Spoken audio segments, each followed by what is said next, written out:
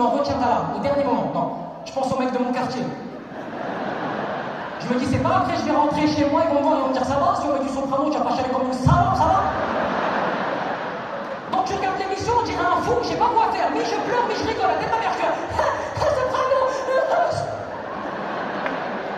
soprano, c'est soprano, le Joker.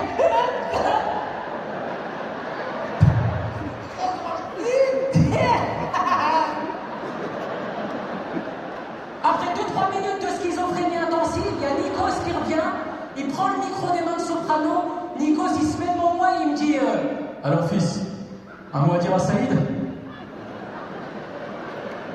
C'est qui Saïd? Il y a mon cousin Saïd qui est là. Saïd c'est soprano, c'est son prénom, je savais pas moi. Et je me suis dit mais à quel moment TF1 c'est fou, ils se sont dit pour Vianney on va emmener sa grand-mère, son beau-frère, sa belle-sœur, son grand-père, sa maîtresse. Et pour moi, ils vont emmener soprano, je vais pleurer. Et j'ai réfléchi en fait. Je crois qu'ils se sont dit ça quand j'ai participé pour la première fois de ma vie au spectacle des Enfoirés pour les Restos du Cœur. J'ai croisé vaguement soprano là-bas. Et le patron de TF1, il a dû dire tiens, l'Algérien, le Comorien, venez, on va faire un. Ça va cartonner sur TikTok, là, venez, ça va bien ça. Oui, parce que j'ai fait le spectacle des Enfoirés. Faut que je vous raconte, ça c'est un délire.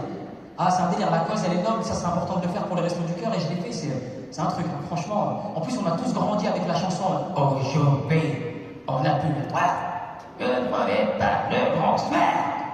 Juste avant qu'il n'y ait les Restos du Cœur. Et moi, je vous parle de la grande époque. Hein. Ah, je vous parle de la très grande époque, hein. L'époque fin 80, début 90, les Restos du Cœur, c'était un délire.